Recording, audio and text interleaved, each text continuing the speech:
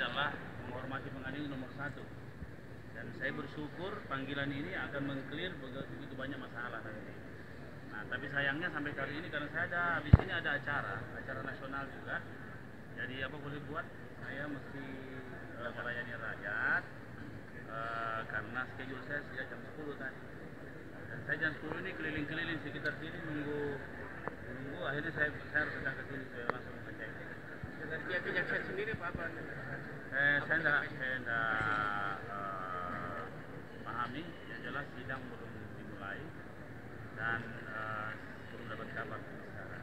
Sedangkan saya harus melaksanakan tugas negara. Itu undangan sendiri? Undangan jam 10. Nah, itu undangannya Pak Wali sendiri dalam itu?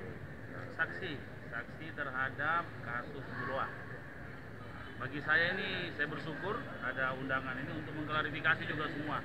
Selama ini cenderung banyak hal-hal yang tidak sesuai di berita acara menjadi berita yang tidak sesuai dengan berita. Sehingga saya pikir ini saya bersyukur ada undangan begini supaya semua bisa terklarifikasi kan pengadilan itu tempat pengungkapan kebenaran.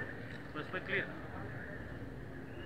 Pak, sedikit terkait pasal ini perkenalkan pihak Kejari sini sudah siap menguparkan tapi terkendala dari tempo sendiri. Insya Allah kita kan lagi bikin semua yang rapat terakhir.